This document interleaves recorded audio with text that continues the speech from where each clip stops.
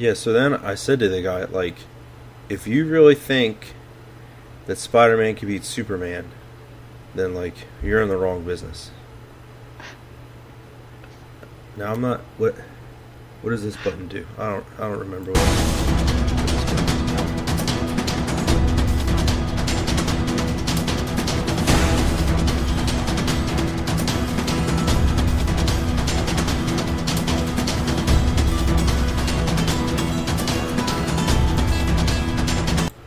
Dance off, bro. Me and you. What's up, everybody, and welcome to The Side Scheme, a podcast about everybody's favorite superhero card game, Marvel Champions. I'm your host, BananaCrapshoot, back in the actual recording studio once again, which is just my living room. It's been a while since we did a sit-down podcast here. I've been doing, like, the car casts. And with me tonight, a very special guest from everybody's favorite, most sinister, villainous podcast, Steve. Steve, how are you? Good. How you doing? I'm doing pretty good. You guys have been having on lots of good interviews on your show. It's been enjoyable to listen to as I'm jumping back into consuming content for the game. Oh, thanks for saying that. Yeah, we've hit 100 episodes, and then we figured, well, new volume 3, we need to have some interviews. So Caleb's been on, Michael's been on. We're going to have some more guests, too. So Exciting. Any spoilers? Can you give me a spoiler for anyone? Is it anyone the community knows? No. I don't think so. These are folks I have not heard on other shows for any of the FFG stuff. I guess one spoiler I'm willing to give out is way back in, volume 1, we interviewed the art director for Marvel Champions, and there's a new art director, and we'll be interviewing him. So that's one of the 3. Interesting. Are you? This is just for my knowledge. Can you ask about? Is it already done? Did you already record with them? We have not recorded yet. Okay, so can I request a question to be asked to them? Yeah, go ahead. What do you got? As the change in person from the previous art director to the current one, has that changed their philosophy on like how they source the material for cards, or like how they source the card image in the bottom right, or is that all like staying the same? Okay, yeah, I want to know. I'll put that in our rotation. That's a good question too. So I'm curious now too. Like, I'm serious if it changes the process, But anyways, tonight, before we get started, I just wanted to say I wanted to give a thank you to everyone that reached out to me on Facebook, on Discord, and otherwise that reached out to me after I posted an article a week ago or something about like mental health and Marvel Champions and stuff like that, and where I was at. And everyone was very supportive and receptive, so I just wanted to thank everyone that reached out to me. But you cover the villains, so I thought it's nice to have you on. We'll talk some heroes. Specifically, this wave from Mad Titan's Shadow is coming to a close, and we know that Sinister's Motives is supposed to be coming late March, I believe, is the date I saw. So I figured we'd jump into some heroes tonight. What do you think? Yeah, I always like talking about the cheating heroes. We don't get to do it enough on our show. So, all right. So, do you wanna start? You just wanna like run through all the heroes, or do you wanna do you want me to ask you? Okay, what from this? I'll do this from this wave, from the campaign box up to the latest release, which was Vision. Which of those hero packs was your favorite? Oh boy. Well, the answer I have to give is Nebula, because she's really a villain, right? I guess you're obligated. But I'm obligated. But other than her, I'm really been enjoying War Machine with the ammo tokens and the different way to build the tech. I liked his pack with the different way to play the leadership allies with all their like bouncing in and out sort of stuff, with the sneak attacks and the various events that sort of like kill them off to do something dramatic. So he's been a lot of fun. It's kind of like a kamikaze play style with those hero cards almost. Yeah, get them out, use them once, and instead of chump blocking with them, you're going to do some big explosion of damage or thwart right at the end. So yeah, it's neat because it's something different. So I really liked his pre-con and all that. So I'll tell you the one thing about his pack that I really like is that they worked in a team-up card with a character that was previously released like outside of the wave. Yes. Yeah. Because I'm pretty sure that's the first time that's happened up to this point, right? We haven't seen that before. So we have a core set hero with a team-up card with War Machine, obviously. So yeah, we don't have like any team-ups with Captain America or anybody from the early waves of the game. So yeah, that's a good card too. It's fun. Right. Is there what is your least favorite hero pack in that set of releases? Least favorite. Okay, so that doesn't mean it's bad. Right. Just so far, I haven't played it much or gotten a lot out of it yet. It's actually been Vision. Okay. I really dig the Android allies and the reboot and some of the cards in there, but I just haven't found my groove with Vision yet. And I think what I need to do is source some deck off of Marvel CDB and give him another try, maybe in something other than protection.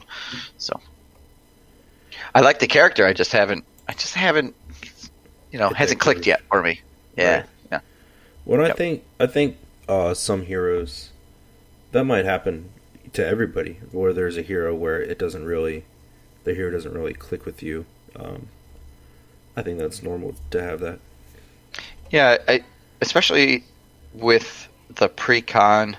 So I played the pre-con a few times, and then that's usually my MO is I play the pre-con a bunch of times, and then, okay, now I'm going to take it apart, when the mood strikes me. And changing the aspect that they come with can really, like, breathe life into the hero for me. Like, I think I want to try Vision with maybe Justice instead of Protection, or an Aggression, and you get a whole different feel or a whole different gameplay just by changing the aspect. So that's what I need to do with Vision. So, but what about you? What you asked me my favorite and my least favorite. What's your favorite and your least favorite? I'm curious. All right, so my favorite. This is kind of tough. My favorite pre-con deck from this is probably Valkyrie. I think she is probably the toughest of them to play because you really got to find like a balance with Deathglow. Mm-hmm. I think you need to know your scenario like more with her maybe than other heroes, just because of Deathglow and how that interacts with everything else. But her aggression cards are really good, like as a pre-con, and I'm like an aggression stan. Like the best defense is like a great defense card for aggression, and like Smash the Problem is like an awesome like thwarting card. And then you get cool stuff like you get Godlike Stamina, which is great for like some Thor decks if you want some extra healing. Like I've been throwing Godlike Stamina in Thor Aggression instead of Moment of Triumph. You might not get as big of bursts with it, but it's a more consistent, like whenever you need it, 2 health plus. Like with my Thor Aggression build, I'd use a lot of readying effects and like Earth's Mightiest Hero. So getting stunned, takes a whole turn away. Well, Godlike Stamina removes that status card, so you can just keep swinging away. Yeah, and the cost is right. Yeah. So yeah. So that, and then it has the Throg ally I really like. So yeah, I think Valkyrie's like pre-con and hero deck just speaks to me as an aggression player. With Valkyrie, I really like how that Deathglow card like it makes you kind of rethink the puzzle of your turn. Are you going to put it on this minion? Can I kill this guy off? Should I put it on the villain? I like that sort of. Who do I want to focus on? Because this death glow is going to go on them, and what can I do with it? So yeah, I like how she plays differently than a lot of other heroes because of that. So. Yep, I agree. And my least favorite of the bunch is probably Nebula. I don't know if I really know why. You just don't like villains. That's why. Yeah, I just don't like villains. No, I think how designing her based on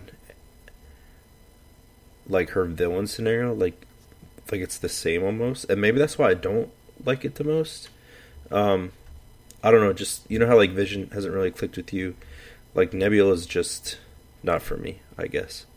And there's some good cards in her pack though, like Eros and Wraith are like solid allies. But I don't know, it just doesn't speak to me, I guess.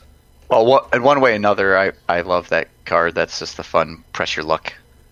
That's the one. Go get the side scheme to draw 3 cards. Right. I think that's a ton of fun. I like Nebula not just because she's a bad guy, but I like heroes that incentivize you to flip, and I feel like she does. Right, you want to kind of flip, build up a bunch of her techniques, then flip back and have these big turns, or hold cards just right, and pairing her with Justice allows you to do that because it helps you deal with those turns in alter ego. So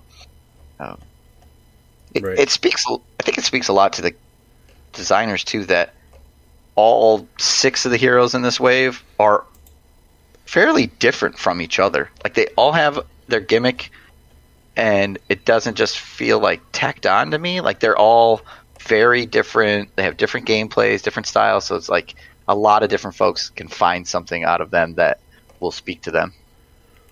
I think they've done like an amazing job from the start of the game to this point on making like I was really afraid that Valkyrie was just going to feel like Thor,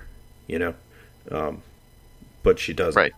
So I think like just throughout the whole lifespan of the game, like 2+ years at this point, they've done a really good job of making each hero feel unique and like the hero for the most part.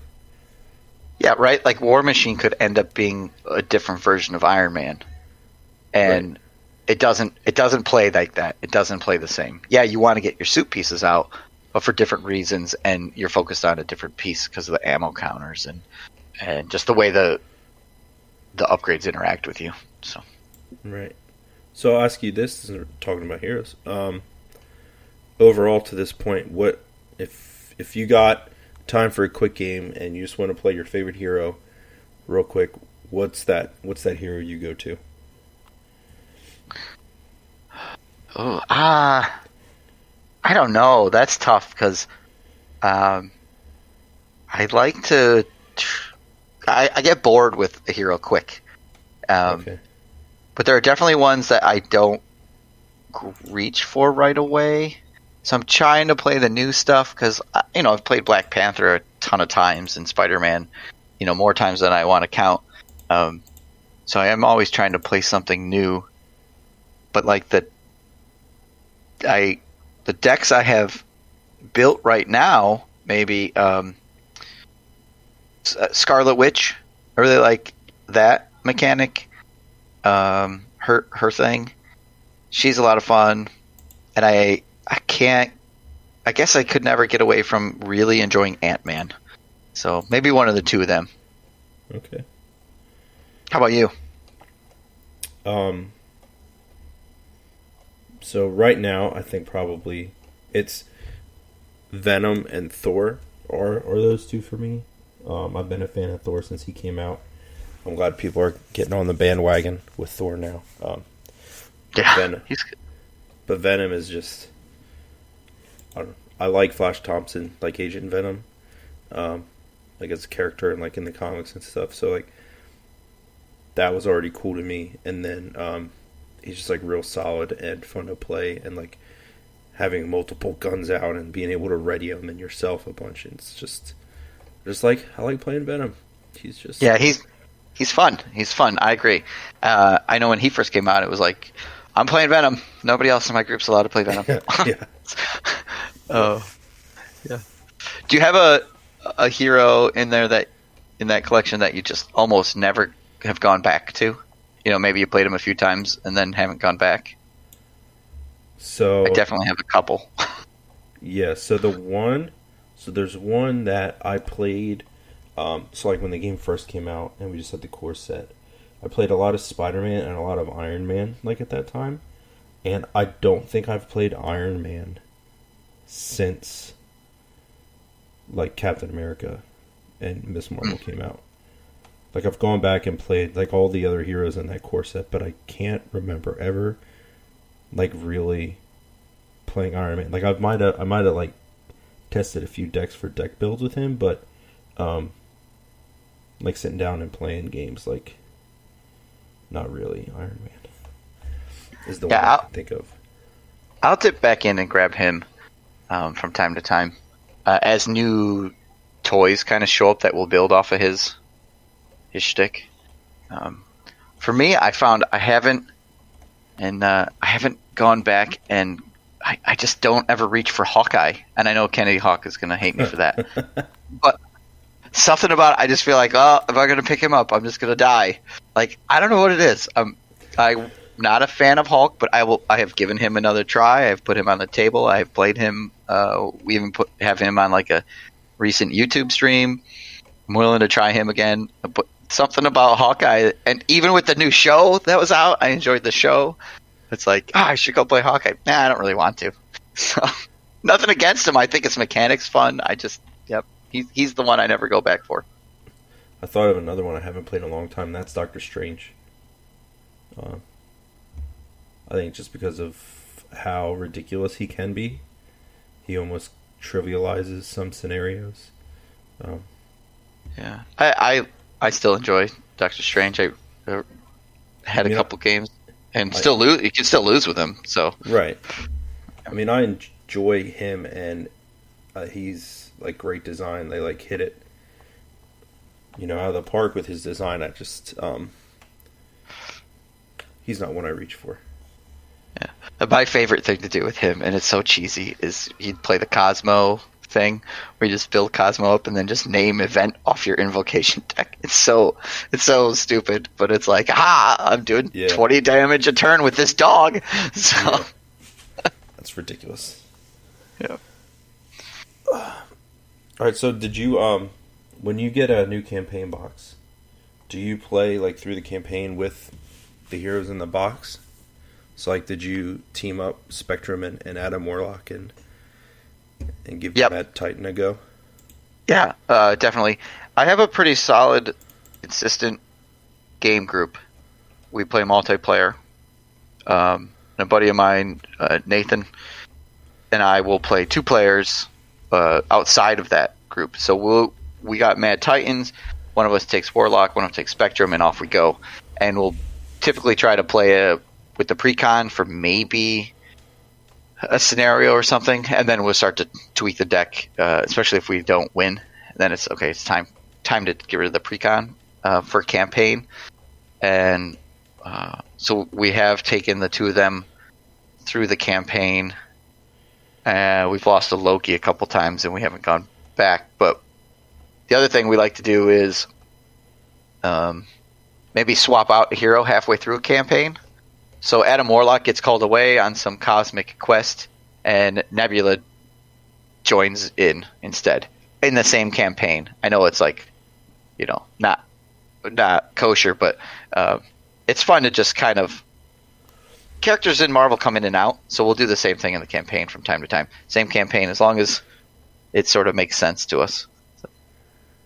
Right. So we've had 3 campaign boxes so far.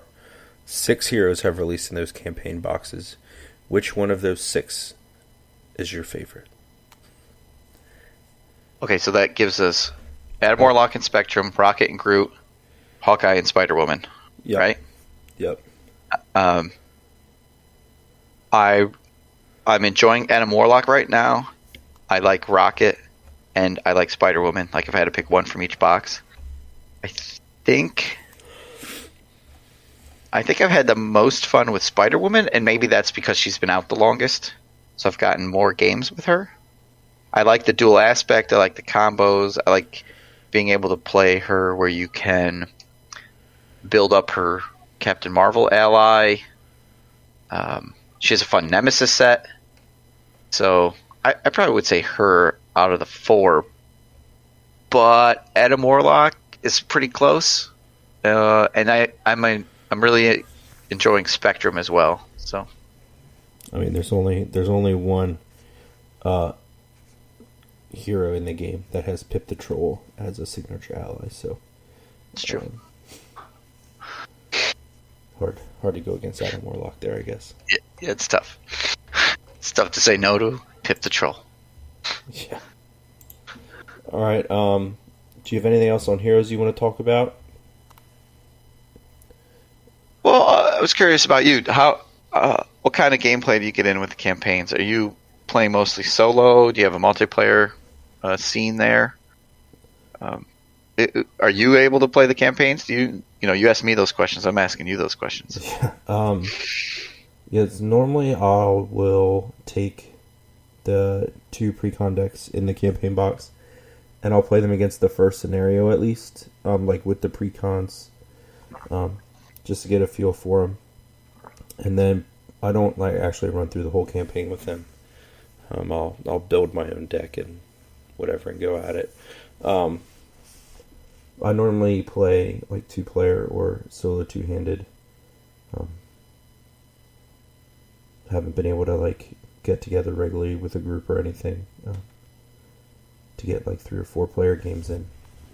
Yeah, 4-player campaign can be it's a lot of dedicated time. So because if you don't win one, you got to come back another week and dedicate a few more hours. Yeah, we do it. We try it. So yeah, but I mean, I enjoy the campaign. I'm glad it's that it's in the game. It's because really the game's kind of set up to be where everything's like a standalone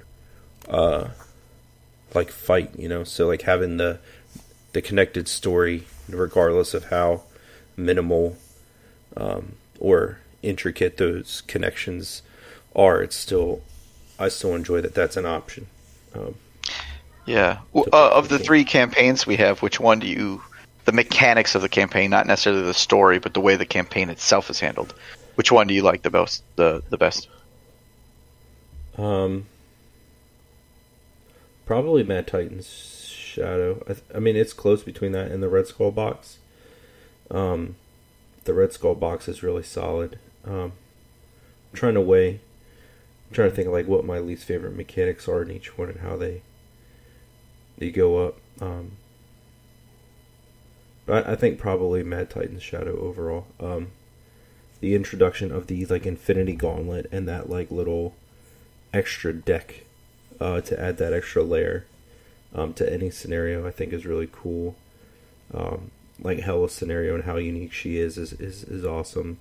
I enjoy Loki. I think Loki's awesome. That whole deal. Yeah, can't argue with any of that. Yeah, so I think Mad Titan's Shadow probably mechanically, and Red Skull's right there, a close second. I mean, you could say it's 1A and 1B, really. Yeah, I like the way the campaign mechanics in Red Skull and Titan play, where you sort of complete an achievement and you get a reward, and you go, okay, clear the side scheme, defeat this minion, do this thing, and you get this whatever it is, get some shawarma. I like how that functions, but I really do like the market from Galaxy's Most Wanted. I just find that I ended up kind of always buying the same cards. We had a big, I think it was our issue 99 where we talked all about it, and the other guys, they bought cards they never touched. And it's oh, you could get an entirely different style campaign if you were to spend your credits differently. I just tend not to, so it ended up feeling kind of samey for me. Right. Well, I was kind of overwhelmed with a bunch of the like stuff in the market. Yeah, what do I buy? There's too much stuff. Yeah, and it's like, is any of this really gonna like help me? You know. I mean, there was some cool stuff in the Galaxy's Most Wanted box, but I mean, introducing like the ship mechanic and having like a space battle while you're also having the like physical battles is like a neat layer. But I just think there was too many misses. Yeah. In that box, and I think everybody would agree with that. You know. Yeah, I think so. I think FFG would agree with that. So, yeah, not public, but yeah. Well, we had Boggs on, and he did confirm that each campaign box will have a different style campaign. So whatever the Sinister Motives campaign will look like will be different than we've gotten in any of the previous 3. So I think that's a lot of fun because it's not the same. We won't have the market again, that kind of stuff. So I'm excited to see what we get in Sinister Motives. Yeah. If you were designing your own campaign box, what 5 scenarios, not necessarily scenarios that are already out, but like what 5 villains would you put in your Steve from Critical Encounters campaign? Oh, I think I would do I would do a more of a street level Defenders kind of deal, and it would be a whole Kingpin is the big bad guy, and you'd go through all of these various villains that are tied or being manipulated or controlled by Kingpin, and and you get Daredevil and I don't know, Luke Cage maybe or something as your 2 heroes, or Jessica Jones, something like that, right? Punisher maybe, and you'd have like Bullseye as your first guy, who's your introductory scenario with the beat 'em up, right? It's kind of straightforward, but then you can have all these other scenarios that lead you to Kingpin. I think that could be a lot of fun. So maybe get some hand action in there, right? Yep. Yeah, because you can have there's a lot of options for different modular sets, criminals and all this kind of stuff. Like, and Kingpin can, he's really the mayor at this point, so you're the criminal, and he sends the heroes to jail, and you got to break out and whatever. Like, there's a lot of different things you could do. So, yeah, I'm what about? I'm a little disappointed you didn't bring up Paste Pot Pete. Well, I mean, Peace Pot Pete, the Mad Thinker. There's quite a few of them. So I want, and we requested this. I want Pace Pot Pete as the modular set at the back of one of the hero packs coming up. Like, we're gonna get Armadillo with Nova. We could get Pace Pot Pete with whoever. I think that'd be great. So Pace Pot Pete's at the back of the Daredevil pack. Yeah, perfect. Got his adhesive X. He shoots at you, and yeah. Or isn't the Spot, right? Isn't that the name of the white dude with all the black spots that create he'd be a good one. Portals? Yeah, he punches into one, and his fist comes out the other. And, yeah. This just reminds me of a meme. Did you ever see the meme? I don't know if it's a meme. It's like, do you ever see like the superhero text exchanges, right? Mm-hmm. Where it's like the 2 superheroes talking to each other via text messages. There was one I saw with Spider-Man and Daredevil, and Daredevil was like, "Hey, I think I just like took out one of your villains." The dude was wearing like a fishbowl for a head for some reason. I was like, "Oh, that's Mysterio. Like, he gives me all kinds of problems." He's like, "Really?" He's like, He talked a lot, and I like punched him, and that was it. And he's like, Spider-Man's like, "Wait, his illusions don't work on you?" And he's like, "No, I'm blind, dude." And he's like, "Huh? Well, why don't you take him from now on?" Like, that's just... he's yours from now on. Yeah, he's yours from now on. You just deal with Mr. Patches. That's funny. For some reason, that made me think of that. That's funny. Do you have a campaign you would want to do? I mean, you're gonna say Doom, right? Yeah, I think. So if I was designing a wave at this point, even though like I love Moon Knight, like Doctor Doom is Doctor Doom, right? So what I would want is like a Fantastic Four box where you get like Reed and Susan in the box, and then you would have like Namor would be in the box, and then he would be a hero pack in that wave. Okay. You'd have Doom. I don't know. You could throw in. Who else could you throw? You could throw in anybody you wanted, really. But the two, like Doom would be the big bad, and then I want Namor in there so that he can release as a hero pack alongside of the Thing, right? And then Human Torch.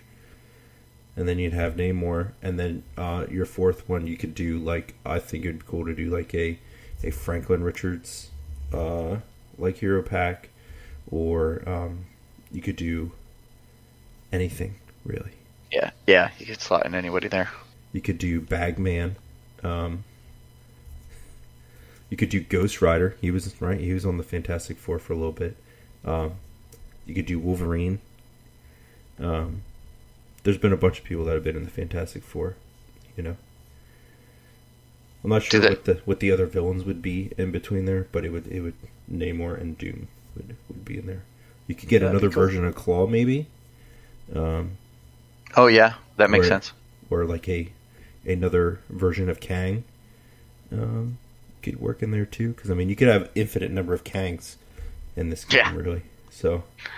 Yeah. Nice. Yeah. They have so much room to work with. Almost too much. So. Yeah. It's like we barely scratched the surface of what's... Yeah. I mean, Lord of the Rings ran for 10 years. And not... I love Lord of the Rings, but not nearly, say, as many named characters as you have in Marvel, right? Marvel, this game could run for 10 years. As long as they keep things fresh and hitting stuff, and right. Well, and the characters, right? So you're basing that off of what, like 4 books in a collection of stories, right? Right. So you have a finite amount of stuff to work with there, right? Yeah, the Lord of the Rings, they had the licensing just for The Hobbit and Lord of the Rings, so they couldn't use characters from, like, the First Age, the Silmarillion books, or any of the history books or whatever. So they had not even the entire Middle-earth Legendarium that they could use, just those 4 books, basically, in the appendix. And they did a great job for 10 years. So, right. I mean, Marvel's still putting out books, right? So we got a lot of space. Yeah, we have like 60 years worth of comic books, and infinite amount of source material to pull from almost. Yep. Yeah, they could put out some random guy, and it'll be like the community's favorite. For people have been waiting. I've been waiting for Space Pop Pete, or whatever it is. So. Right. Well, I know like there was the one mobile game, Mobile Strike Force. They were allowed. They created like an original character. Called Kestrel. It's like a shield agent, and she got like stuck in time or something. I don't remember the whole backstory, but like that would be interesting if like eventually that character comes to Marvel Champions or gets put like in other media that originated with this mobile game. Yeah, that'd be really cool. Like if they could do that in Marvel Champions, since like it's its own universe. Right, it's not the 616. It's whatever, some other version of Marvel timeline. So, well, maybe they could. That'd be pretty cool. They did that for Lord of the Rings. They made up characters, but that'd be pretty neat. So. All right, so I'll ask you real quick. So for Sinister Motives, we know we get Ghost Spider, we get Spider-Man Miles Morales. You looking forward to them? Or is the Spider-Verse not your deal? No, yeah, I'm excited to try the different web warriors or spider people. I have tried to avoid the spoilers, so I haven't particularly looked through their kits that have been released. Ghost Spider looks cool. That'll be neat. Miles Morales. Did they tell us, or have I just heard that we're gonna get Spider-Ham? Is that correct? I think that was leaked on like a distributor pre-order list. Spoiler, sorry folks. That was like released on like a this game for some reason Asmodee like distributor like product listings get we see them all the time. Okay, I think I must have seen somebody on the Discords talking about Spider-Ham. I'm excited for Spider-Ham because it's got to be so goofy. I just can't wait. So if it's done well. Yeah. So I know a lot of people probably aren't, because But Into the Spider-Verse animated movie was great. I like that character. It was kind of goofy. And what it does is it just shows you that they don't have to take things too seriously. They can really reach out and go for these kind of esoteric characters. So maybe we could get a Pace Pop Pete, that kind of thing. If they're going to give us Spider-Ham, why can't they give us Pace Pop Pete? So right. The only hero so far that FFG has announced from that wave is Nova. Okay. After the box at this point. That wasn't leaked by, their parent company. Okay. Sorry about that. Hopefully. Yes, that's right. That's all right. There's only 2 listeners anyway. So thanks, Mom. And yeah, thanks, Mom. It's whatever. So there's both of them. So real quick, I have you on. You are the villainous expert. So I wanted to maybe towards the end of the show here talk about the scenarios, not the ones that come in the campaign, not the ones that came in the core box, but the standalone scenario releases. Sure. And I want to rank them from worst to best, right? So I'll let you go first. You can tell me what you think. Now, we're not saying any of them are bad or not playable or enjoyable, but this is just between Wrecking Crew, Hood, Green Goblin, and Kang, right? Those are the 4 packs. Yeah. So we're forced to line them up. Okay. Yeah. So you have to pick the worst one of the 4. I will let you tell me what you think, and then we'll have a little back and forth, I guess. Okay, so my 4th is going to be Wrecking Crew. I like the Wrecking Crew scenario. I think it's ingenious. It can be fun to play against. The reason I put it at the bottom of the list is twofold. It doesn't come with any modulars that I can put anywhere else, and I can't put any modular sets in with it. I can't even put in my obligation, right? I don't think those get shuffled in. It's been a while since I played it. Yeah, nothing gets added. It's right. There's no standard. There's no Nemesis sets come out. So it is, while it's different each game, kind of because the token moves and who's activating, and you can, one deck can interact with the other. It ends up being a lot of the same game over and over again with no variety. So I'm going to put it down there. I love those characters. I like that especially early on in the game's life, they came out swinging with here's a weird set. You're gonna have 4 villains. So I like that, but because of the modular set situation, like I said, that I'm gonna put that at number 4. So I agree 100%. Wrecking Crew has to be 4th because it is not modular like the rest of the stuff, which is a big selling point and a big plus for me with the game. Another small critique I have of it is that because you're fighting, I think it's just the nature of your fighting 4 villains, right? Is the amount of health you have to eat through makes it a slog to get through. And if you're playing with like 3 or 4 players, you're talking like a 3-hour game, even with people that know what they're doing at times, just because of the amount of health you have to go through.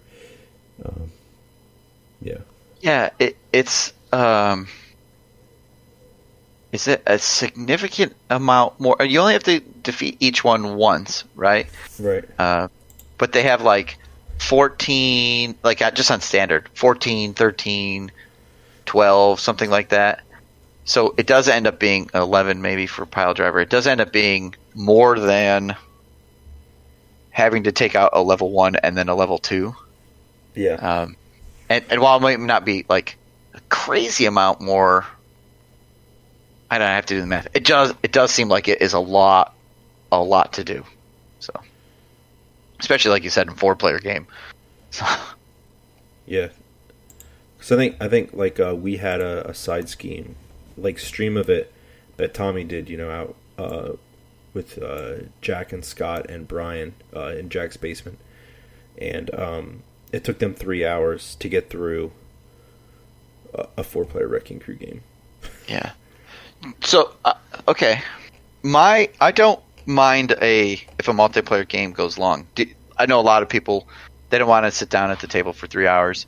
I only get so many hours a week to play games or to have my friends over, right? Because then I have chores and I have to do homework and go to work and all whatever these things, right? Kids. Kids and a wife and all that sort of stuff. So we'll start at like 8:30 on a Friday, and so I don't mind if a game runs 3 hours, as long as that game doesn't feel like the win is inevitable or the loss is inevitable. If it's close or it feels like it's swinging, it could swing either way. I don't mind playing a long game. We'll put on other games on the table. We played Imperial Assault, and that game the final scenario took like 4.5 hours or something like that. But we're all there. We're having fun, chewing the fat, playing. So I don't mind if it takes a while. Not necessarily want to play a 3-hour game if it's solo, but right. Yeah. So I'm not surprised it would take them 3 hours, though. Right. All right, so third. What do you got for third place?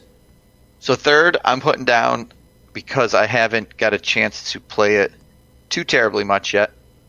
I'm going to put the Hood in 3.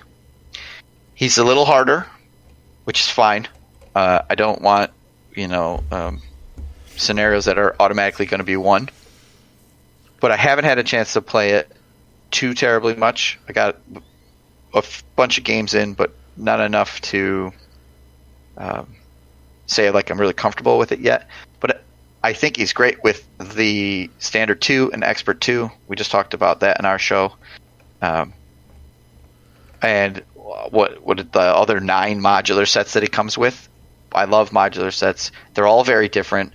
They all have different mechanics and themes and difficulty levels, right? There's like one that's just environments and one that's just side schemes. So that pack is really great for rounding out your collection.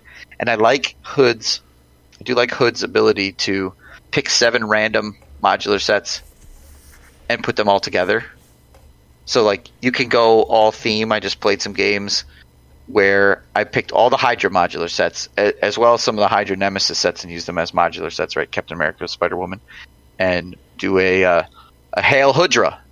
It's Hood with Hydra, and it's like feels thematic, right?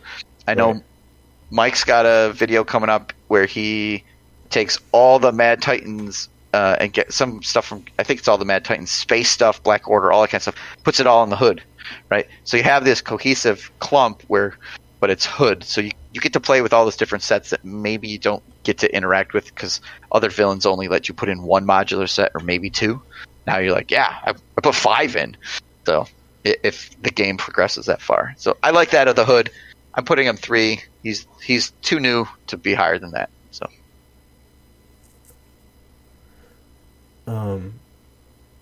I will agree once again with the Hood at number 3. Now I will say I really enjoy the Hood overall. What it adds to the game with 9 modular sets is incredible. The Standard 2 and Expert 2 I think do what they set out to do, which was add like an increased make it harder difficulty. Yeah, they definitely make it harder. It does. Standard 2 more than Expert 2, but you can't really use Expert 2 without Standard 2. I guess you could, right? If you're going to play, I guess you can. Why not? Yeah, So- you just need to. Yeah, because you wouldn't necessarily need to. You could do standard 1 with expert 2. Sure. Yeah. And then totally. you wouldn't be using formidable foe, right? Which is one of the what makes that so hard, right? Because it gives the villain steady on the standard side. Well, yeah. I mean, you could flip it over for the expert 2 side of it. Yeah. But I mean, yes, you can use expert 2 without standard 2. I think a lot of the complaints I've seen about it is like is there's like a lot of surge, right? Mm-hmm. Yep. So I think surge. Sorry. So the way the villain interacts with the hero, right? They can attack, right? They thwart. No, they scheme. They scheme. They attack the hero, and then the other thing they do is they mess with us with encounter cards, right? So surging, while it can be annoying, I don't really think is a fair. Like, I don't think you can say like the amount of surge the Hood could potentially give you is a bad thing necessarily. Because that's really the only other way that the villain interacts with us, and we can, when he doesn't have steady, right? Because he's an upgrade that gives him steady. Is it his mantle? Yeah, retaliate and steady. Yep. Right. So when he is steady, that makes it harder to stun lock him. But I mean, you could stun lock him pretty easily without the mantle. And then he's not giving you any attacks, or you could make it so he can't scheme by confusing him. So the only other way the hero can, what's the way that the designers can get around you stun locking their villains, which was a discussion about a year ago, where, if you remember, I remember having discussions about being able to stun lock the villains. It's like you can trivialize the game with the amount of stun locking. So what's one way the designers, or the only way really the designers can handle that is stuff like steady and stalwart, right? So you can't do that. The other way is deal with more encounter cards. So I think surge is a good thing, and the amount of surge in the Hood, I think saying, well, he surges too much. Does he?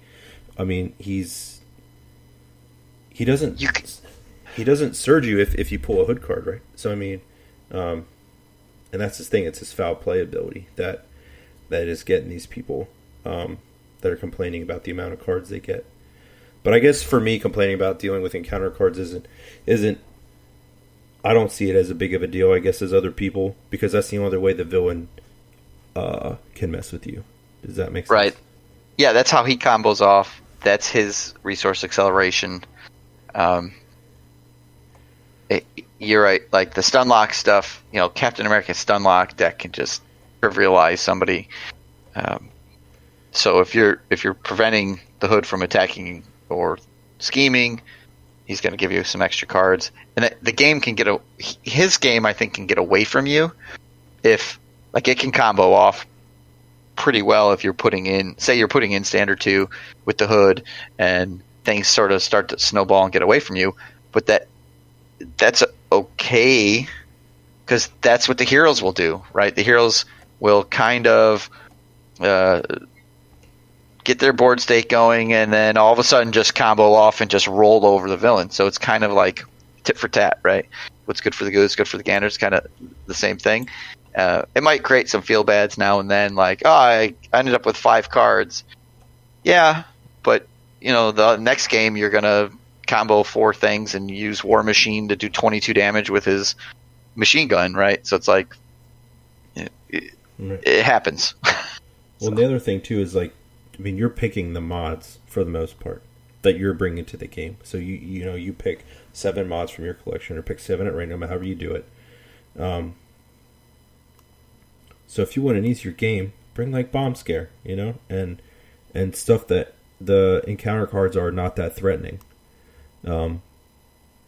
Right. If your deck is really good Justice, pick ones that have more side schemes and less minions. Those sorts of things. But overall, I like the Hood. I like what it brings to the game. The encounter sets are all or the modular sets in there are all good. There's a good variety of difficulty and like mechanics in those. I think it's good for the game. I think Standard 2 is possibly the environment is possibly a problem at times. But I mean, when the game is designed to be as hard or as easy as you want it to be, really, and as modular as it is, if you have, standard, expert, heroic, whatever. Now we have, standard 2 and expert. We have other tools to use to adjust the difficulty of some scenarios. So I think that's fine. Yeah, I think Standard 2 and Expert 2 can set the stage for the developers to not make future villains super difficult, right? I think they can make future villains a little more casual because the folks who really want the harder challenge can use Standard 2 to just, by base of putting that in, make that villain more difficult. So hopefully that's kind of part of their production is thinking, okay, we can take the villain's baseline, make it a little more casual because people can play heroic to expert to standard to whatever, or they can just play standard or just play expert. And instead of just making the villain more difficult, nobody wants another Ronin, right? Right. Where you can't really tone him down, even if you put Bomb Scare in. You can, I guess, but being able to have the villain's starting point, his baseline, a little bit more on the casual side going forward because the Standard 2 exists for the people who say this game's too easy. There you go. And the people who say it's too hard, well, they're starting a little lower because they have Standard 2 and Expert 2. I hope that's what's going to happen. So, if they want to make it harder, then use the Wrecking Crew modular set. Yeah, they're pretty good. That's a great set. All right, I'll give you your number 2. Now I think we're good on the Hood. Yeah, number 2, I went for the Green Goblin pack. You got 2 scenarios. I like both of them. Yeah, Risky Business can be gamed, but we're playing a game, so if you're not gaming it, maybe you're not playing. I don't know. So you have an easier one and a more difficult one. 2 fun scenarios. And early on in the game's life, it just had all these modular sets. So I'm pushing it up higher for nostalgia's sake, right? Electro and Scorpion and all those sets that it came with, Goblin gimmicks. We still talk about putting Goblin gimmicks on a Rhino so he can fly around on a glider. So I think Green Goblin just provided so much. It still does gameplay. Mutagen is still difficult. You could put Standard 2 in and make it really difficult. But it has just another great set of modulars. So Green Goblin's my number 2. All right. I have Kang as my number 2. Now, I want to preface this by saying Kang is my overall favorite scenario in the game to play. The reason I have him 2 instead of 1 is because Green Goblin offers just a little more total value as a pack because it comes with 2 scenarios and not just 1. So you're getting more for your money, in my opinion, for the Green Goblin pack. But Kang is since he came out, he's been my favorite overall scenario in the game. But I have him at number 2 just because I think the Green Goblin pack's just a little more bang for your buck, I guess. Yeah, I can't argue with that. Yeah, the Kang's story, the multiple Kangs going through time, everything going on with Kang. You got a T-Rex in there. You got another Kang modular set, Master of Time. The Anachronauts are sons of guns to deal with, and daughters of guns, I guess, to deal with. Terminatrix. Yeah, I obviously at this point I put Kang as number 1, right? Because it's my favorite scenario. It plays differently. It has, you get your Nemesis out. automatically during that scenario. It has just that feel, especially like I was saying, we play a lot of multiplayer games, so the multiplayer aspect of it really hits home when all 4 players get flung, to different places, and you're trying to battle. Oh, which one did I get? And inevitably, you get the worst one for your hero, which is great. Right. The story, everything about the scenario itself is really great. That's why I put it number 1. And but yet, the 3 modular sets, like you said, that it comes with are real fun. Temporal is like one of those go-to, like, what sets should I put in? Temporal, right? It's got some fun minions. It's got a time portal. The T-Rex is in there. Like you said, Anachronauts are a set to play against. They are a unit. Yeah, it's a good challenge with them. And then the Master of Time, you get more Kang. So, and even on its own, it's not as punishing like when you're not playing any Kang, but it can still do damage to you. So it's fun. Yeah, that's why I put that number 1. So, but I could see you said you put Green Goblin there. It makes perfect sense. Like you said, more bang for your buck. Yeah, and like mutagen is my second favorite scenario. Like even still, like Kang is 1, and mutagen formula is 2. It's like I really love both packs, but you get 2 scenarios, so that's why I put it in 1. Yeah, makes sense. And the mod sets are all solid there too, Yeah. Oh yeah, they're great. Yeah. Well, we can't agree on everything. That'd be no fun. Yeah, that wouldn't be any fun. So what I really did was whatever you picked for number 2, I was going to pick the opposite. So that's. Oh yeah, just like a hero. Yeah, like a hero. That's it's okay. We could disagree and still be friendly and have fun and this is both. That's not allowed. It's 2022. You're about to get blocked. You ready for another bout? Oh boy. That was a joke. You're gone. No, you're not. Are you there? You still there? You're here. Oh, all right, man. I think we can maybe wrap this up. Can you hear anything me? Else? Is this thing on? No, I'm glad that you're back. I think the community is glad that you're coming back. We're glad you're able to take time for yourself and refresh and come back to us. I'm glad that you had me on. I like talking heroes and just general talking about the game. It's a little different format than our show.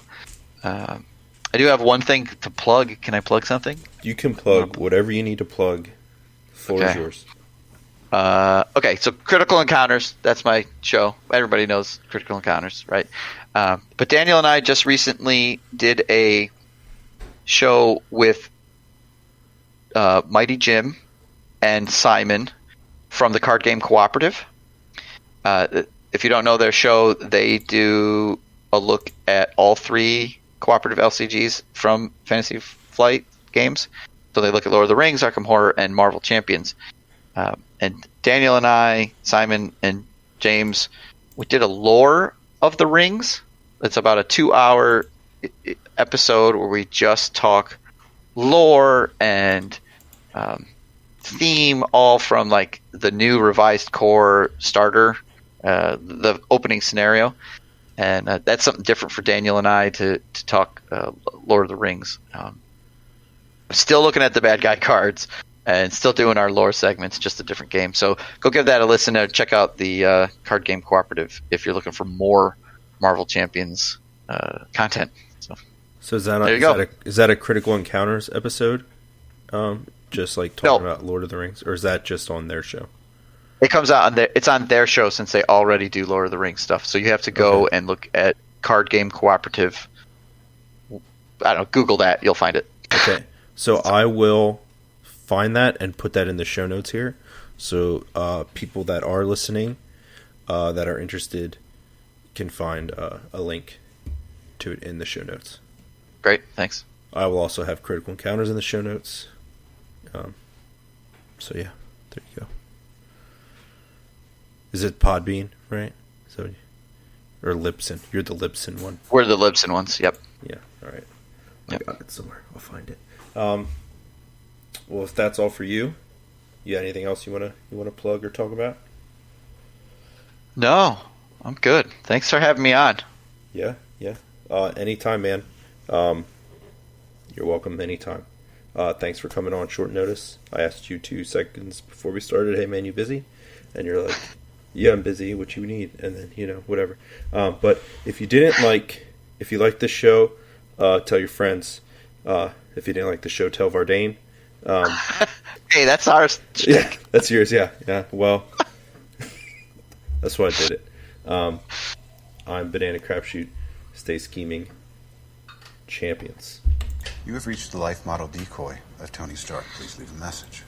So, I gotta hit this, I guess. Outgoing music. Can't forget the outgoing music, right? Gotta have some outgoing music.